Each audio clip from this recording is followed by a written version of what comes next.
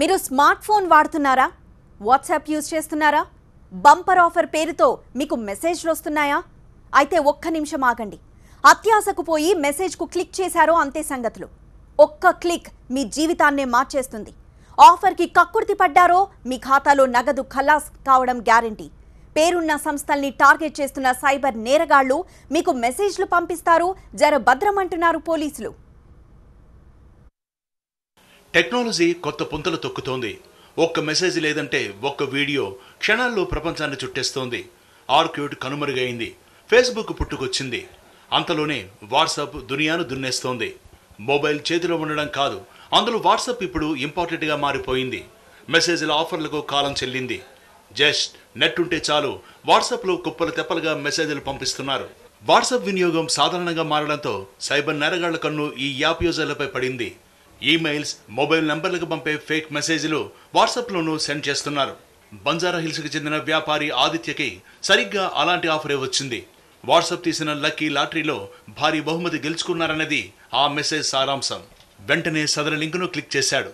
దీంతో వ్యక్తిగత సమాచారం మొత్తం పంపివ్వాలని అవతల నుంచి సమాధానం వచ్చింది.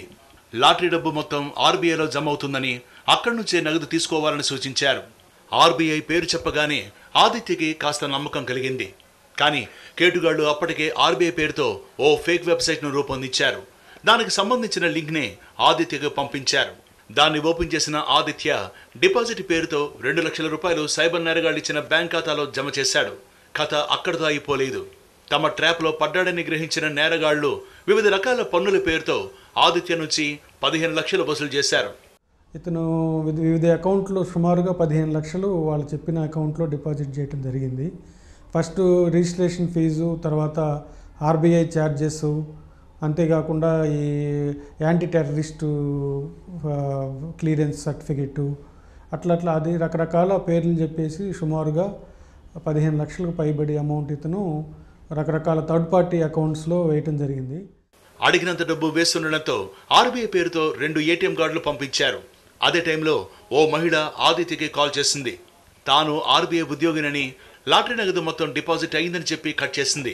కథ వర్కౌట్ కావడంతో మరోసారి ఆదిత్యకి కాల్ చేసిన కేటుగాళ్లు వాట్సాప్ ఉద్యోగులు లండన్ నుంచి వస్తున్నారని, విమాన ఖర్చులకి 60,000 ఇవ్వాలని సూచించారు.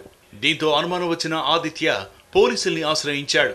లేటెస్ట్గా ఇప్పుడు వాట్సాప్ అంటే అందరూ నిజంగా లాటరీ పెట్టి వాళ్ళు ఇట్లా పైసలు ఇస్తారనే ఉద్దేశంతో నమ్మించడం జరిగింది. కాబట్టి అందరికీ విజ్ఞప్తి ఏంటంటే, ఎట్టి పరిస్థితుల్లో కూడా ఈ లాటరీస్ కానీ, గెలుచుకున్నామని కానీ, ఇట్లాంటి ఈమెయిల్స్ కానీ, మెసేజెస్ కానీ వస్తే దయచేసి మీరు దానికి రెస్పాండ్ కాకుండా సైబర్ క్రైమ్ పోలీస్ స్టేషన్లో కంప్లైంట్ చేయండి. ఆదిత్య డిపాజిట్ చేసిన బ్యాంక్ ఖాతాల వివరాలు, సాంకేతిక ఆధారాల్ని సేకరించారు. వీటి ఆధారంగానే దర్యాప్తు చేపట్టారు. మరోవైపు వాట్సాప్లో చాలా రకాల మెసేజ్లు వివిధ కంపెనీల పేర్లతో చక్కర్లు కొడుతున్నాయి.